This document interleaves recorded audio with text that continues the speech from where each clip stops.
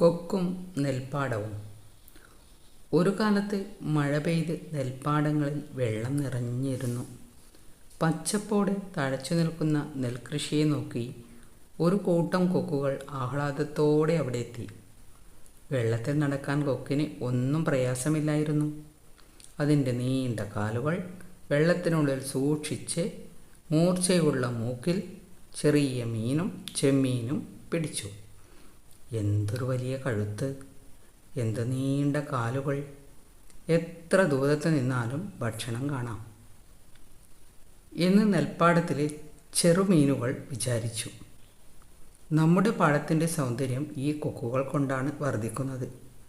സ്വർണ്ണ പരവതാനിയിൽ വെള്ള പഞ്ഞിക്കെട്ട് പോലെ നല്ല ഭംഗിയാണ്. കൊക്ക് പറക്കുമ്പോൾ കഴുത്ത് വളച്ചാണ് പറക്കുന്നത്. അത് കുട്ടികൾ ആശ്ചര്യത്തോടെ പറഞ്ഞു. അയ്യോ നോക്കൂ, എത്ര ശാന്തമായ പറക്കൽ! ലൈനായി പറക്കുന്നു. കാണാൻ നല്ല കാഴ്ചയാണ്. പൊതുവെ ശാന്ത സ്വഭാവമുള്ള പക്ഷിയാണ് കൊക്ക്. പാടശേഖരങ്ങളെ കാത്തുസൂക്ഷിക്കുന്ന വരദാനമായി മാറി ഇവ. മീനുകളെയും കീടങ്ങളെയും ഭക്ഷിച്ച് കൃഷിക്ക് സഹായിയായി നിന്നു. അങ്ങനെ കൊക്ക് നമ്മുടെ നാട്ടിൻപുറത്തെ പ്രകൃതിയുടെയും കൃഷിയുടെയും സൗഹൃദത്തിൻ്റെ പ്രതീകമായി മാറി.